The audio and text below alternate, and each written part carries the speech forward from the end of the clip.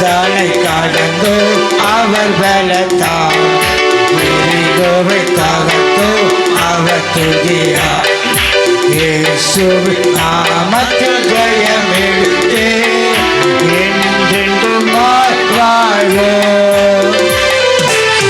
இந்த நாளிலே தலைப்பு என்னவென்றால், கிருபை பெற்றவளே வாழ்க என்ற ஒரு செய்திக்குள்ளாக நாம் கடந்து போவோம். கிருபை பெற்றவளே வாழ்க. கர்த்தரால் ஆசீர்வதிக்கப்பட்ட அருமையான சகோதரியை குறித்து, மரியாளை குறித்து நாம் இன்றைக்கு பார்க்க போகிறோம். லூக்கா புஸ்தகம் 1 அதிகாரம் 26. 6ஆம் மாதத்திலே காபிரியேல் என்னும் தூதன் கலிலேயாவில் உள்ள நாசரேத் என்னும் ஊரில் தாவீதின் வம்சத்தானாகிய யோசேப்பு என்கிற நாமமுள்ள புருஷனுக்கு நியமிக்கப்பட்டிருந்த ஒரு கன்னிகை நிமித்தத்துக்கு தேவனாலே அனுப்பப்பட்டான். அந்த கன்னிகையின் பேர் மரியாள். அவள் இருந்த வீட்டில் தேவதூதன் பிரவேசித்து, கிருபை பெற்றவளே வாழ்க. அந்த 28வது வசனம் என்ன சொல்லுது என்றால், பாருங்க, காபிரியேல் என்னும் தூதன் 26வது வசனத்தில் காபிரியேல் என்னும் தூதன் என்ன செய்தானா, கலிலேயாவில் உள்ள நாசரேத் என்னும் ஊரிலே தாவீதின் வம்சத்தானாகிய யோசேப் என்னும் நாமம் உடையவனை சந்தித்து அந்த இடத்துல மரியாளை குறித்து ஒரு காரியத்தை என்ன பண்ணுறாரு சொல்லுகிறதை நாம் பார்க்கிறோம். என்னென்ன 28ல் அவள் இருந்த வீட்டில் தேவதூதன் பிரவேசித்து, கிருபை பெற்றவளே வாழ்க, கர்த்தர் உன்னுடனே இருக்கிறார், ஸ்திரீகளுக்குள்ளே ஆசீர்வதிக்கப்பட்டவள் நீ ஆசீர்வதிக்கப்பட்டவள் என்றான். அல்லேலூயா. இன்னைக்கு அதை குறித்து தான் நம்ம வாசித்து நம்ம தியானிக்க போறோம். வாசித்த இந்த வேத வசனத்தில் இந்த 28வது வசனத்தின் பிரகாரம் தான் தேவ தூதர்கள் என்ன செய்கிறாங்க, தேவ தூதன் வந்து, காபிரியேல் என்னும் ஒரு தூதன் வந்து மரியாளை பார்த்து சொல்கிறார், மரியாளே நீ எப்படிப்பட்டவங்க, இந்த எல்லா சகோதரிகளை காட்டிலும் இந்த நாசரேத் இருக்கிற அந்த ஊரில் இருக்கிற சகோதரிகளை காட்டிலும் நீ எப்படிப்பட்டவள், ஆசீர்வதிக்கப்பட்டவள். இன்றைக்கு நம்மளை பார்த்தோம், ஆண்டவர் சொல்லுகிறார், இந்த பகுதியில் இருக்கிற அனைத்து மக்களை காட்டிலும் அவருடைய பாதபடியில் வந்த உங்களை பார்த்து ஆண்டவர் சொல்லுகிறார், நீங்க ஆசீர்வதிக்கப்பட்டவர்கள். மரியாளை சந்தித்து சொல்றாரு, காபிரியேல் என்னும் தூதன் சொல்றாரு, நீ எப்படிப்பட்டவள், கிருபை பெற்றவள், ஆசீர்வதிக்கப்பட்டவள். ஏன் அப்படின்னா, உன்னை கொண்டுதான் கர்த்தருடைய நாம என்ன செய்ய போகுது, மகிமைப்பட போகுது. ஹல்லேலூயா, ஹல்லேலூயா. இயேசுவின் தாயாய் இருப்பதற்கு எல்லா பெண்களை காட்டிலும் மரியாளை கர்த்தர் என்ன பண்ணாரு, தெரிந்தெடுத்தார். ஹல்லேலூயா. இது ஒரு பெரிய பாக்கியமா. நிறைய பேர் சொல்லுவாங்க, சர்ச்சுக்கு வாங்கன்னு சொல்லுவேன், ஐயோ எங்கள் வீட்டுக்கார் திட்டுவார், எங்கள் மகன் திட்டுவான், என்னால் வர முடியாதுன்னு சொல்லுவாங்க. வர்றதுக்கு ஆசைமா எனக்கு, ஒவ்வொரு ஆசைதாம்மா எனக்கு, ஒவ்வொரு நாளும் நினைப்பேன், ஆனால் என்னால் செய்ய முடியாது, வர முடியாதுன்னு சொல்கிற தடைகளோடு நிறைய பேர் இருப்பாங்க. ஒரு சிலர் சொல்லுவாங்க, என்னால் எந்திரிக்க முடியாதுமா, நடக்க முடியலம்மான்னு சொல்லுவாங்க. ஒரு சிலர் சொல்லுவாங்க, எனக்கு இருக்கிற பிரச்சனையிலே நான் எப்படிமா வர்றது அந்த இடத்துல அப்படின்னு சொல்லுவாங்க. பலர் பலவிதமாக பேசிக்கொண்டிருக்கிற இந்த காலகட்டத்தில் நம்மளை, உங்களையும் என்னையும் பார்த்து சொல்கிற, நீங்கள் ஆசீர்வதிக்கப்பட்டவர்கள். ஏனென்றால் அநேக ஸ்திரீகளுக்குள்ளே, இந்த ஜனங்களுக்குள்ளே, அநேக இந்த ஊர் ஜனங்களுக்குள்ளே நாம ஆண்டவர் நம்மளை தெரிந்தெடுத்திருக்கிறதுனாலேயே அதுவே ஒரு பெரிய ஆசீர்வாதம் தான். எத்தனை பேர் நம்புறீங்க? இங்க வர்றதே ஒரு ஆசீர்வாதம் தான்மா. இங்க வர்றதே ஒரு ஆசீர்வாதம். நீங்க விடுதலையோடு வர்றீங்க பத்தியா, அதுவே ஒரு பெரிய சந்தோஷம்தான். அப்போ அந்த ஊர்ல இருக்கிற அந்த ஸ்திரீகளை காட்டிலும் மரியாள் எப்படிப்பட்டவளா ஆண்டவர் தேர்ந்தெடுத்திருக்கிறாரு. மரியாளை ஆசீர்வதிக்கப்பட்ட ஒரு சகோதரியாய் தெரிந்தெடுத்தார். எவ்வளோ சகோதரிங்க இருக்கிறாங்க, ஏன் ஆண்டவர் மரியாளை தேர்ந்தெடுக்கணும்? ஒரு 3 காரியத்தை நான் இன்னைக்கு உங்களுக்கு சொல்ல போறேன். முதலாவது காரியம் என்னன்னா, அந்த அம்மாவுக்குள்ள ஒரு தாழ்மை இருந்தது. என்ன இருந்தது? தாழ்மை. அடுத்தது என்ன இருந்தது பார்த்தீங்கன்னா, அந்த அம்மாவுக்குள்ள பக்தி இருந்தது. பக்தி உள்ள ஒரு வாழ்க்கை அந்த அம்மா வாழ்ந்திருக்கிறாங்க. எப்படிப்பட்ட வாழ்க்கை? பக்தி உள்ள ஒரு வாழ்க்கை. அடுத்த 3வது காரியம் என்னன்னா, தேவனுக்கு பிரியமான காரியத்தை செஞ்சிருக்கிறாங்க. இந்த 3 காரியத்தை தான் இன்னைக்கு நம்ம சிந்திக்க போறோம். ஆமென். அப்போ பக்தி, அந்த பக்தி எப்படி வருது அப்படின்னு பார்த்தீங்கன்னா, வாசித்துங்க 2 தீமோத்தேயு புஸ்தகம் 2வது அதிகாரம் 20வது வசனம் 21வது வசனத்தை வாசிப்போமா? ஒரு பெரிய வீட்டிலே ஒரு பெரிய வீட்டில பொன்னும் வெள்ளியுமான ஒரு பெரிய வீட்டில பொன்னும் வெள்ளியுமான பாத்திரங்களும் அல்லாமல் மரமும் மண்ணுமான பாத்திரங்களும் உண்டு. அவைகளில் சில கணத்துக்குரியதற்கும் சில கனவீனத்துக்குரியதுமான மாணவைகள். அது பாருங்க, ஒரு பெரிய வீட்டுல என்ன இருந்ததா? பொன்னும் வெள்ளியுமான ஒரு பாத்திரம் இருந்துச்சான். அப்புறம் மரத்தினால் செய்யப்பட்ட பாத்திரமோ மண்ணினால் செய்யப்பட்ட பாத்திரமோ இருந்துச்சான். ஒன்று கணத்துக்குரிய பாத்திரமா இருந்தது, இன்னொன்று கனவீனத்துக்குரிய பாத்திரமா இருந்தது. எந்த வீட்டுக்குள்ள? ஒரு பெரிய வீட்டுக்குள்ள. அது ஆண்டவர் பார்க்குறாரு. இந்த பாத்திரத்துல நம்ம நினைச்சா நம்ம எது கணத்துக்குரிய பாத்திரமா எடுத்துப்போம்? நம்ம தேர்ந்தெடுக்கிறது என்ன பாத்திரமா இருக்கும்? இப்போ இங்கே இப்போ விற்கிற விலைவாசிக்கு நம்ம எதை எடுத்துப்போம்?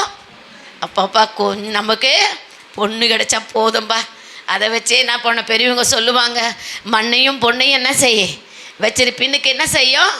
உதவும் அப்படின்னு. உதவுதா? இப்போது மழை வெள்ளத்தில் இருந்தாங்க இல்லையா, பாதிக்கப்பட்டாங்க இல்லையா, அவங்களுக்கு இருந்ததா இல்லையா? ஆனால் உதவுச்சா? அப்போ யார் தான் உதவணும்? என்னன்னா இருந்துட்டு போட்டோம், நம்ம கையில் எதனா இருந்துட்டு போட்டோம். வெள்ளினா இருக்கட்டும், வெண்கலமாக இருக்கட்டும், மண்ணுனா இருக்கட்டும், மரமானா இருந்துட்டு போட்டோம். ஆனால் ஆண்டவருக்கு பயனுள்ளதாக நம்ம இருக்கிறோமா? அதான் முக்கியம். அப்போது கிருபை பெற்றவளே ஃபஸ்ட்டு என்ன தராரு? கிருபையை தராரு. இன்னைக்கு உங்களுக்கும் கிருபையை கொடுத்துருக்கிறார். என்ன கிருபைனா, இந்த இடத்துல அமரக்கூடிய ஒரு கிருபை. இந்த ஊரார் மத்தியில, இந்த தெருக்களில, இந்த கிராமத்துல, இந்த பகுதியில, இந்த பட்டணத்துல எத்தனையோ சகோதரிகள் வாழுகிறார்கள். ஆனா கர்த்தர் உங்களை எப்படியா வைத்திருக்கிறாரு? கிருபை பெற்றவளாய், தெரிந்தெடுத்த ஒரு பாத்திரமாய். ஏன் அந்த பாத்திரத்தை அவர் தெரிந்தெடுத்தார் அப்படி என்றால், அவர்கள் கர்த்தருடைய வசனத்துக்கு கீழ்ப்படிந்தவர்கள். சில பாத்திரம் என்ன ஆயிடுச்சு? கீழ்ப்படியாத பாத்திரங்கள். அப்போ இந்த விளையேர், இந்த கிருபை பெற்ற பாத்திரத்தை தான் கர்த்தர் பயன்படுத்த விரும்புகிறார். ஹல்லேலூயா. இப்போ நீங்க எங்க வந்துட்டீங்க? நீங்க யார்? இப்போ யாரு? எல்லாம் என்ன பெற்றிருக்கிறோம்? உள்ள வந்தது கிருபை, வெளியே போட ஆசீர்வாதம், அவ்வளவுதான். அப்ப கிருபை இல்லைன்னா ஆசீர்வாதத்தை என்ன செய்ய முடியாது? பெற முடியாது. அப்ப கிருபை பெற்றவளே வாழ்க்கை. இன்னைக்கு மரியாதை பார்த்து சொன்ன அதே காபிரியல் தூதன் இன்னைக்கு நம்மளை பார்த்து சொல்றாரு, உங்களை பார்த்து சொல்றாரு, கிருபை பெற்றவர்களே வாழ்க்கை.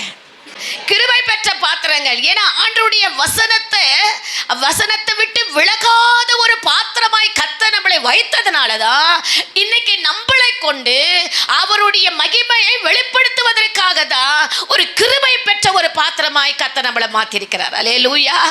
ஒரு வீட்டில் எந்த பாத்திரம்னா கடந்துட்டு போட்டோம், அது வெள்ளியோ வெண்கலமோ மரமோ மண்ணோ, அது முக்கியம் அல்ல.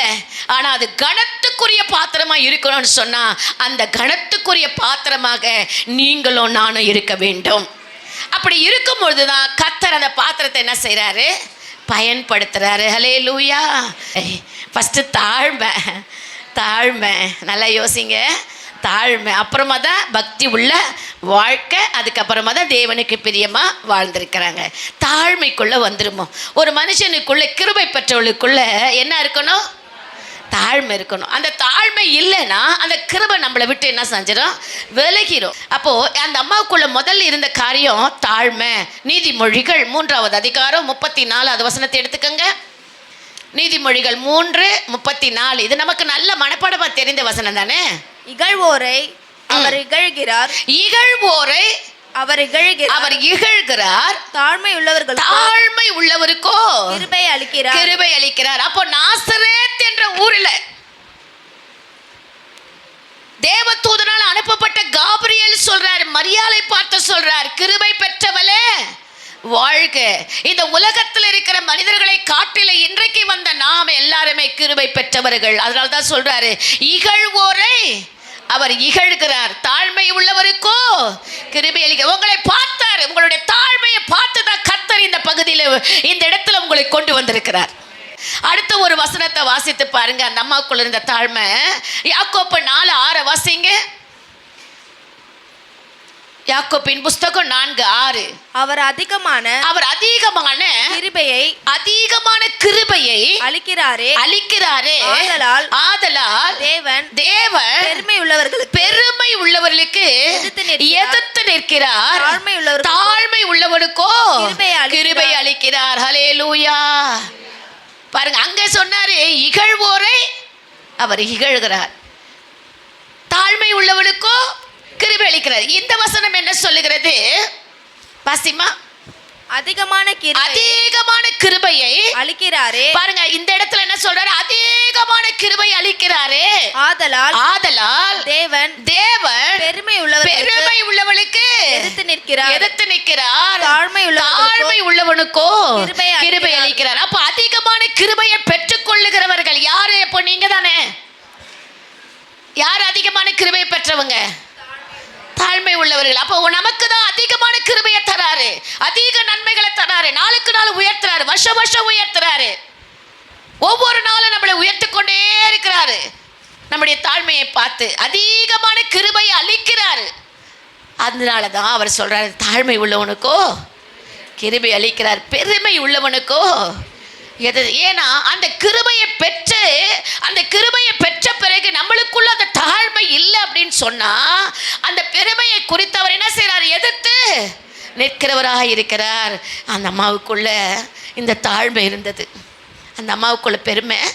பத்தியா, நிறைய பெண்களை பார்த்து இப்போ நம்ம ஒன்று சொல்லணும்னு வச்சுக்க, ஆண்டவர் நமக்குள்ளே இருந்துட்டார்னா, பத்தியா உங்கள்கிட்டலாம் ஆண்டவர் என்ன செய்யலை? பேசலை. உங்கள் வீட்டுக்கெல்லாம் தூதன் என்ன செய்யலை? வரல. என் வீட்டுக்கு என்ன பண்ணிட்டாரு? வந்துட்டார். என்னோட என்ன செய்கிறாரு? பேசுகிறாரு. நான் சொல்கிறது தான் அங்கே நடக்கும், நான் சொன்னாதான் அது எல்லாம் கீழ்ப்படியும் அப்படின்னு சொல்லி நம்மளுக்குள்ள ஒரு பெருமை என்ன செஞ்சிடும்? மரியாளுக்குள்ளே வந்துச்சா? வரவே இல்லை. அந்த அம்மா ஒன்றுமே என்ன பண்ணலை, பேசுனதான் இந்த பைபிள் வசனம். எந்த பயந்தாங்களே தவிர மற்றபடி அவங்க எந்த பேச்சும் என்ன செய்யலை, பேசவே இல்லை. அவங்களுக்குள்ளே இருந்தது தாழ்மை நிமித்தமாக தான் கிருபைகளை நம்ம பெற்றுக்கொள்ள முடியும். இந்த கால வேளையில் வந்திருக்கிற என் அருமையான கர்த்தருடைய ஜனமே, நம்மளுக்குள்ள அந்த ஒரு தாழ்மை இருந்துச்சுன்னா நம்மளுக்கு நம்ம நினைக்காத கிருபைகளை கர்த்தர் கொடுப்பார். நம்ம நினைக்காத கிருபை வரங்களை நமக்கு கொடுப்பார். நம்மளுக்கு கனத்துக்குரிய பாத்திரமாக என்ன செய்வார்? வச்சார். மரியாதை பார்த்து கனத்துக்குரிய பாத்திரமாக வைத்ததுனால தான் பரிசுத்த ஆவினால் நிரப்பப்பட்டு அழகான ஒரு தெய்வத்தையே பெற்றெடுக்கக்கூடிய கிருபையை கர்த்தர் அந்த அம்மாவுக்கு கொடுத்தார். அந்த அம்மாவுடைய காரணம் என்னென்னா, அந்த அம்மாவுக்குள்ள இருந்த தாழ்மை. இன்றைக்கி உங்களுக்குள்ளே ஏசு கிரியை செய்யணுன்னா அந்த உயிர் தெழுந்த வல்லமை உள்ள ஆண்டவர் கனத்துக்குரியமாய் கிருபையை பெற்ற உங்கள் வாழ்க்கையில் அவர் வேலை செய்யணுன்னா, கிருபை செய்யணுன்னா, உங்கள் மூலமாக அற்புதம் செய்யணுன்னா உங்களுக்குள்ளே முதல்ல இருக்க வேண்டியது தாழ்மை. மரியாளுக்குள்ளே என்ன இருந்தது? தாழ்மை. அடுத்தது என்ன இருந்தது? அந்த அம்மாவுக்குள்ள பக்தி இருந்தது. அந்த பக்தியை குறித்து நம்ம பார்ப்போம். பக்தி உள்ள ஒரு வாழ்க்கை, அது ஒரு பெரிய ஒரு ஆசீர்வாதம். பக்தி நமக்கு இருக்கணும். கிருபை பெற்ற உடனே நம்மளுக்குள்ள அந்த தெய்வ பயம், அந்த பக்தி நமக்கு வந்துடணும். வாசித்து பாருங்க, 1 பேதுரு 3வது அதிகாரம் 1வது வசனம். அந்தபடி மனைவிகளே உங்கள் சொந்த புருஷர்களுக்கு கீழ்ப்படிந்திருங்க. அப்பொழுது அவர்களில் யாராவது திருவசனத்திற்கு கீழ்ப்படியாதவளாய் இருந்தா உங்களுடைய பயபக்தியோடு கூடிய கற்புள்ள நடத்தையை அவர்கள் பார்த்து போதனையின்றி மனைவிகளின் நடக்கையினாலேயே ஆதாயப்படுத்திக் கொள்ள. பாருங்க, மனைவியினுடைய நடக்கையினாலேயே அவங்க ரட்சிக்கப்பட்டுறாங்களாம். இது என்னது? பக்தி. இந்த பக்தி உள்ள ஒரு வாழ்க்கை யார் வாழ்ந்திருக்கிறது? மரியாள் இல்லையா? அப்போ அந்த பக்தி உள்ள ஒரு வாழ்க்கைக்குள்ள கிறிஸ்தவளாகிய நீங்க பக்தியா இருந்தீங்கன்னா, பக்தி இல்லாத உங்களுடைய கணவன்மார்கள் நீங்க பார்க்குற அந்த நல்ல நடக்கையை பார்த்து அவர்களும் எப்படி ஆயிடுவாங்களா? என்ன சொல்லுங்க? ஆஹா, நீங்க சொல்லாம எப்படி ஆயிடுவாங்க? பக்தி ஆயிடுவாங்க. நிச்சயமாக உங்களுடைய பக்தியை பார்த்து, உங்களுடைய நடத்தையை பார்த்து கண்டிப்பாக ரட்சிக்கப்படாத உங்களுடைய கணவன்மார்கள் ரட்சிப்புக்குள்ள வந்துருவாங்க. பாருங்க, 2வது வசனம் வாசிங்க. போதனையின்றி மனைவியின் நடக்கையினாலேயே. பாருங்க, போதனையின்றி யாரும் வந்து அவருக்கு அட்வைஸ் கொடுக்கணும்னு அவசியமே இல்லை. யாருமே கற்றுக் கொடுக்கணும்னு அவசியமே இல்லை. கட்டின மனைவி அந்த போதனையின்றி அவர்களே என்ன செய்வாங்களா? ஆதாயப்படுத்திக் கொள்ளலாம். 4வது வசனம் வாசிங்க. அழியாத அலங்கரிப்பா இருக்கிற சாந்தமும். அழியாத என்ன அலங்காரம்? என்ன அலங்காரம் இருக்கணும் பெண்களுக்குள்ள? சாந்தம், அமைதல் உள்ள ஆவியாகிய. பாருங்க, சாந்தம் அமைதல் உள்ள ஆவியாகிய இருதயத்தில் மறைந்திருக்கிற குணமே உங்களுக்கு அலங்காரம். ஹல்லேலூயா. ஒரு கணவன்மார்கள் ரட்சிப்புக்குள்ள வருவதற்கு நமக்குள்ள என்ன அலங்காரம் இருக்கணுமா? சாந்தம், அமைதி. ஏமா மைக்ல சொல்லுமா? சாந்தம், அமைதி. வேற என்ன இருக்கணும்?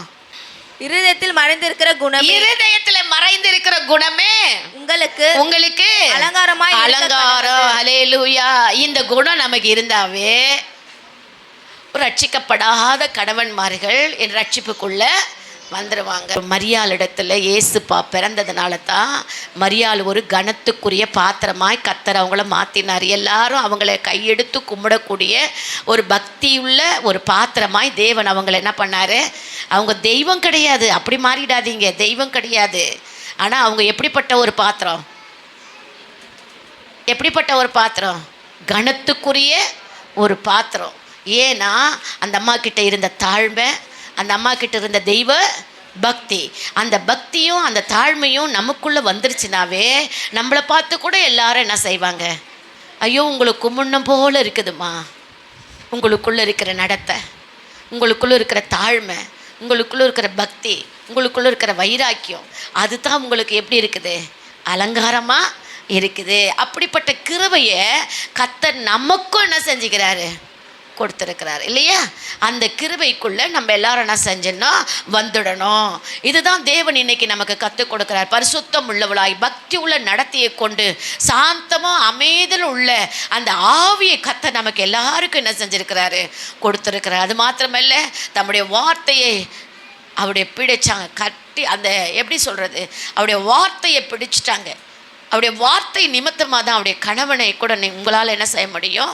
ரட்சிக்கப்படாத உங்களுடைய கணவனை நீங்கள் ஆண்டவருக்குள்ளே கொண்டு வர முடியும். 2 கொரிந்தியரில் 7வது அதிகாரம் 1வது வசனத்தை வாசித்து பாருங்கள். நான் சொல்கிறேன். 2 கொரிந்தியர்.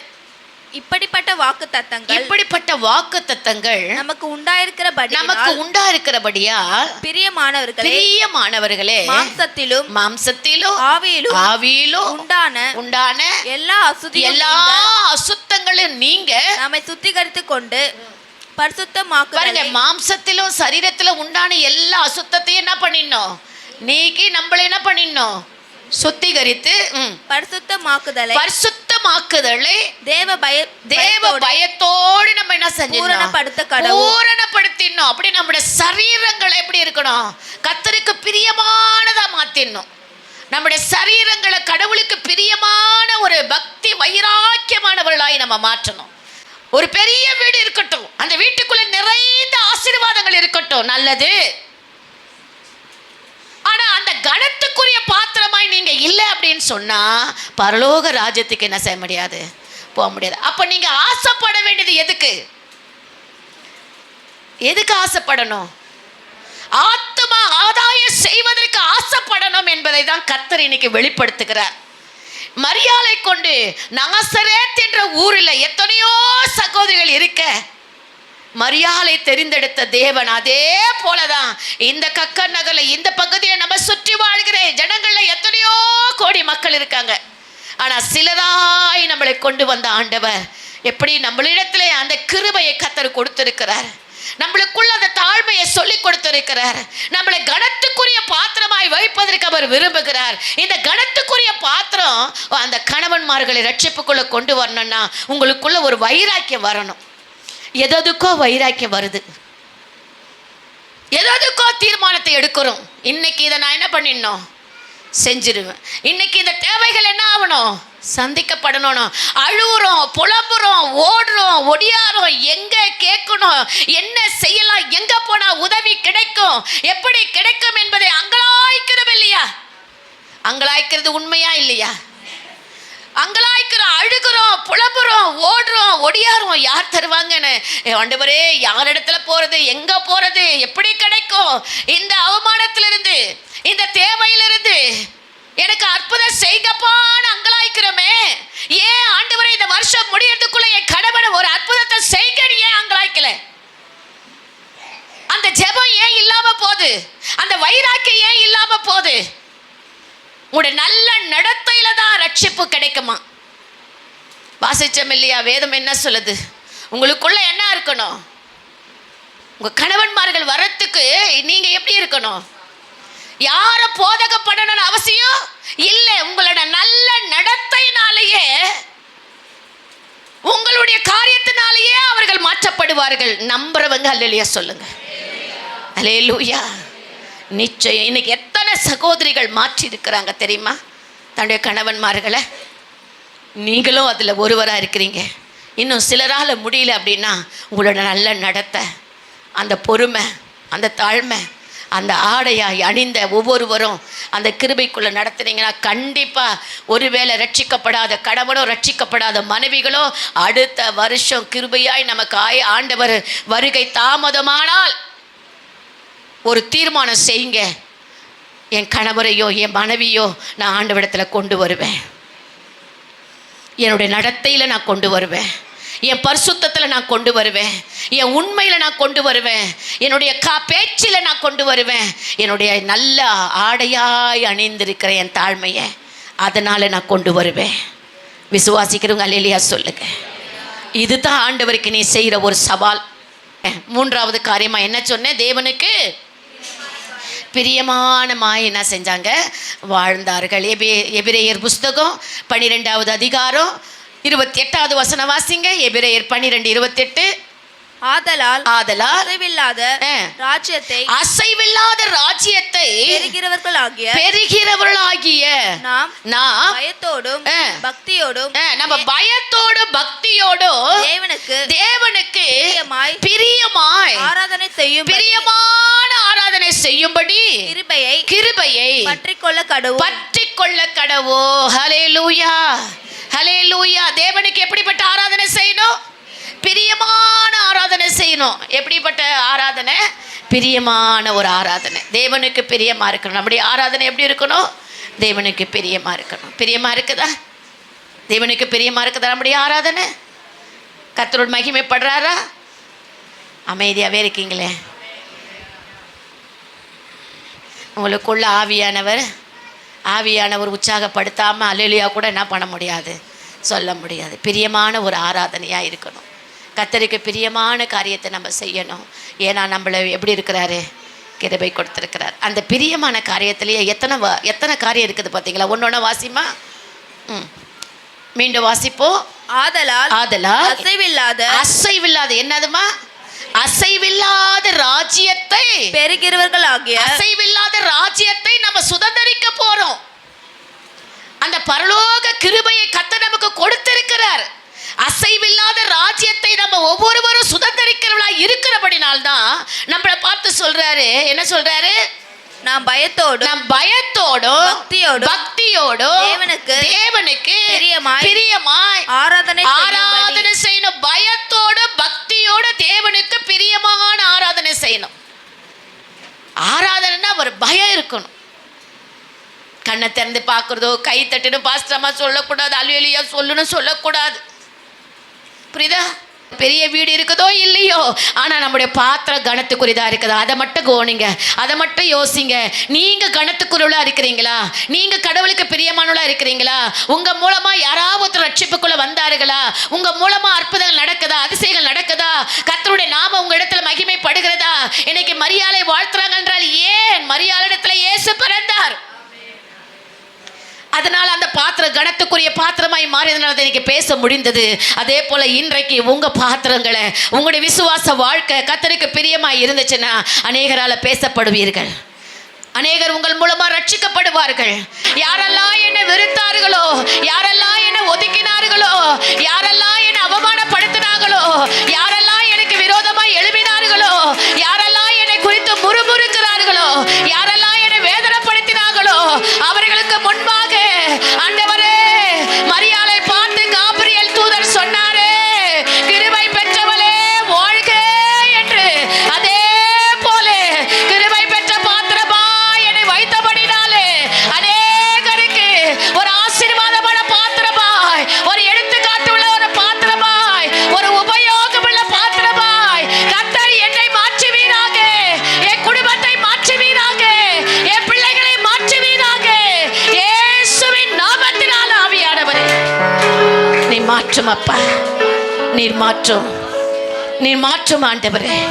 அந்த கனத்துக்குரிய பாத்திரமாக ரீபாலா ஷபாலாபா நீ மாறாதுரி கபாராதாரபா யாரெல்லாம் விரும்புகிறாங்களோ, யாரெல்லாம் விரும்புகிறார்களோ, அப்படி ஒரு பாத்திரமாய் இருக்க விரும்புகிறார்களோ, இன்றைக்கு ஒரு வல்லமை, இப்பொழுதே ஒரு வல்லமை, இப்பொழுதே ஒரு வல்லமை, ஒரு அக்கினி ஆண்டவரே அந்த கனத்துக்குரிய பாத்திரமாய் ஆண்டவரே இவர்களை பயன்படுத்த ஆண்டவரே, சபைக்கு, சமுதாயத்துக்கு, குடும்பத்துக்கு ஒரு சாட்சி உள்ள பாத்திரமாய், ஒரு அலங்காரமான கிரீடமாய் கர்த்தருடைய பிள்ளைகளை மாற்றுவீராக, மாற்றுவீராக. ஒரு பயனுள்ள பாத்திரமாய் ஆண்டவரே நீ மாற்றுவீராகப்பா.